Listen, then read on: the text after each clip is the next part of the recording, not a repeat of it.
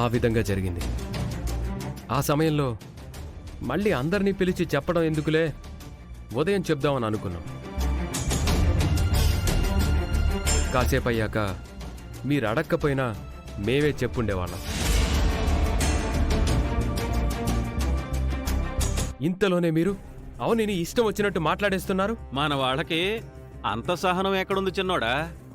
ముందు నోరు జారేయాలి అంతే, అప్పుడు వీళ్ళ కడుపు నిండిపోతుంది. సత్య చాలాసార్లు అవనిని సేవ్ చేశాడు. తను సరైన సమయంలో రాకపోయి ఉంటే ఇప్పుడు ఇంట్లో అందరం పెద్ద విషాదాన్ని చూసుండేవాళ్ళం. ఇక నుంచి ఎవరైనా సరే అవని మీద నిందలు వేయడానికి ప్రయత్నించకండి. ఏదైనా అనే ముందు 1కి 4 సార్లు ఆలోచించానండి. అరే అమ్మా, వాడు నీకే వార్నింగ్ ఇస్తున్నాడు. అమ్మ కంటే అవనియే ఎక్కువైపోయింది కదా నీకు. ఇప్పుడు వీళ్ళు చెప్పిందంతా నిజమని నమ్మాల మనము? ఇంకో మాట మాట్లాడవంటే పళ్ళు రాలిపోతాయి.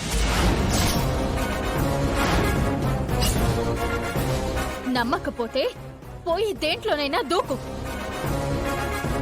మౌనం సహనం కొంతవరకే, ఆత్మాభిమానానికి ఇబ్బంది కలగనంత వరకు. ఆ తర్వాత ఎవరినైనా సరే ఉపేక్షించేదే లేదు. అమ్మా అవని, అందరిలా నేను అపార్థం చేసుకుని తొందరపడి అడిగాను, ఏమీ అనుకోవద్దమ్మా. ఒక్కోసారి మన కళ్ళే మనల్ని మోసం చేస్తాయన్నట్టుగా నా విషయంలో అలాగే జరిగిందమ్మా. అనవసరంగా నా మేనకోడల్ని అపార్థం చేసుకున్నాను, క్షమించమ్మా. సత్య అనేవాడిది మంచి ఉద్దేశం అయినప్పుడు అందర్నీ లేపొచ్చు. ఆ సమయంలోనైనా జరిగింది చెప్పొచ్చు. సత్య ఉత్తముడు అని అనిపించుకోవడానికి అల్లిన కథలా ఉంది. అంతా ఏదో తేడాగా ఉంది. సేమ్ ఫీలింగ్ వదినా. అందరూ గొప్పోళ్ళు అనిపించుకోవడానికి వాళ్ళకి అనుకూలంగా సందర్భానికి అనుగుణంగా మాట్లాడుతున్నారు.